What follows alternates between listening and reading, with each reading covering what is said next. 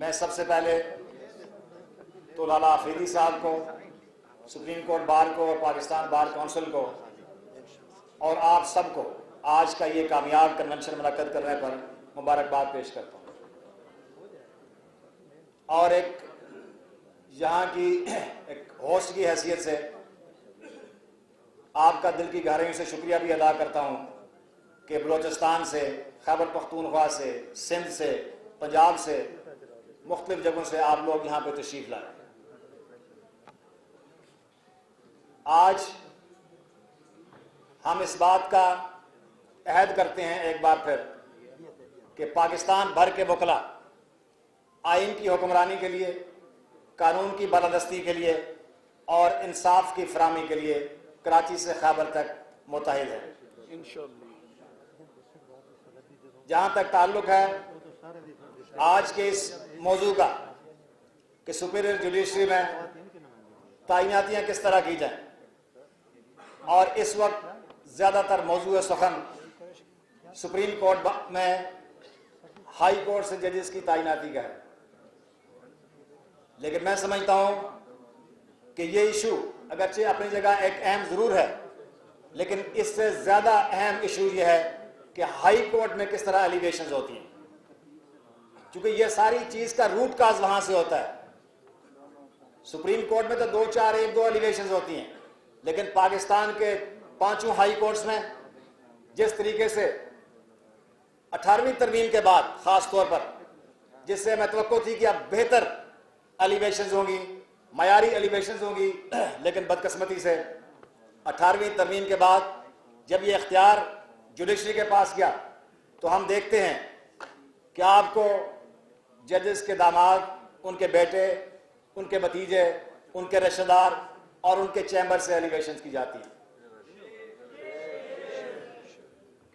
اگر ہم جب تک اس ایشو کو صحیح نہیں کریں گے، آپ کو یہ دوسرا ایشو جو ہے یہ ٹھیک نہیں ہو سکتا۔ ایک آدمی آپ کی بار میں بہت سینئر ہے، بہت کمپیٹنٹ ہے، بڑا ایکسپیرینس ہے، اس کا بہت کام کیا ہوا ہے، لیکن چونکہ اس کے پاس لابی نہیں ہے، اس کے پاس ججز کے کلب میں پہنچنے کا کوئی راستہ نہیں ہے، کوئی وسیلہ نہیں ہے، اور اس کے مقابلے میں ایک دوسرا شخص جو شاید اس سے کمتر تجربے کا بھی ہو، جونیئر بھی ہو، لیکن اس کے پاس وہ سارے وسائل اور راستے موجود ہیں، تو وہ اپنا وہاں ایوینیو بنائے گا اور وہاں پہنچ جائے گا۔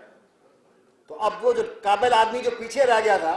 اس کی اگر سال کے بعد یا 2 سال کے بعد اس کی ایلیویشنز ہوتی ہے تو اس کا کیا قصور ہے کہ وہاں اس کو بعد میں ایلیویٹ کیا گیا تھا؟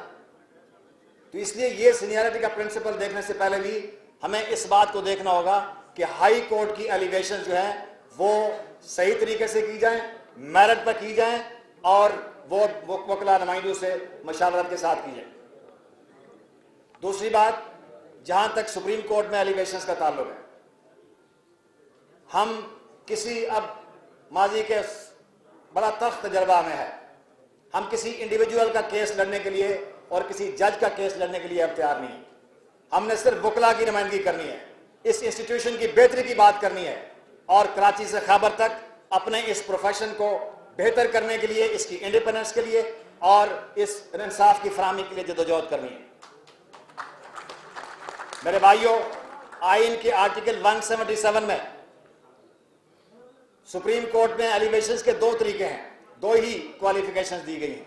ایک ہائی کورٹ کے جج کی حیثیت سے 5 سال کا اس کا تجربہ ہو، اور دوسرا ایک وکیل جس کا 15 سال ہائی کورٹ کا تجربہ ہو۔ میں یہاں یہ مطالبہ کروں گا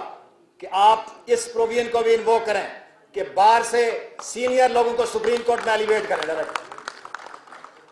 اور دوسری بات یہ ہے کہ یہ چونکہ ایک ڈیبیٹ بہت عرصے سے چل رہا ہے، یہ آج پہلی دفعہ نہیں ہوا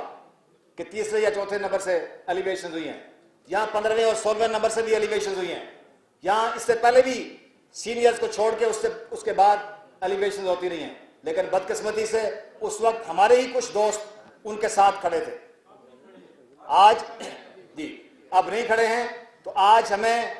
جذباتی تقریریں اپنی جگہ، لیکن بار کے ہم پڑھے لکھے لوگوں کی حیثیت سے، ایک نمائندہ وکلا کے نمائندوں کی حیثیت سے ہمیں ایک آبجیکٹو کرائیٹیریا اب طے کرنا پڑے گا کہ سپریم کورٹ میں جو ایلیویشنز ہائی کورٹ سے ہوتی ہیں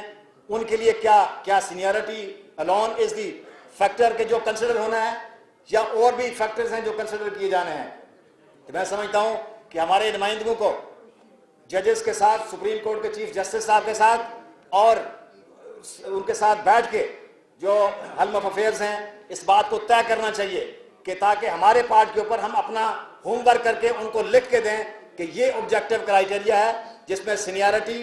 جس میں میرٹ، جس میں اس جج کی پرفارمنس، اس کی انڈیپینڈنس، اس کی انٹیگریٹی اور یہ تمام فیکٹرز جس ایریا سے جس آپ کو ریکوائرمنٹ ہے سپریم کورٹ میں اس کا کیا مہارت ہے۔ تو میں سمجھتا ہوں کہ پہلے 3-4 ججز میں سے اگر آپ کو سپریم کورٹ میں یہ سارا کرائیٹیریا دیکھ کے لینا ہے تو اس میں کوئی بات نہیں ہوگی۔ تو اس لیے ایک ایسا کرائیٹیریا ہمیں بار کی طرف سے،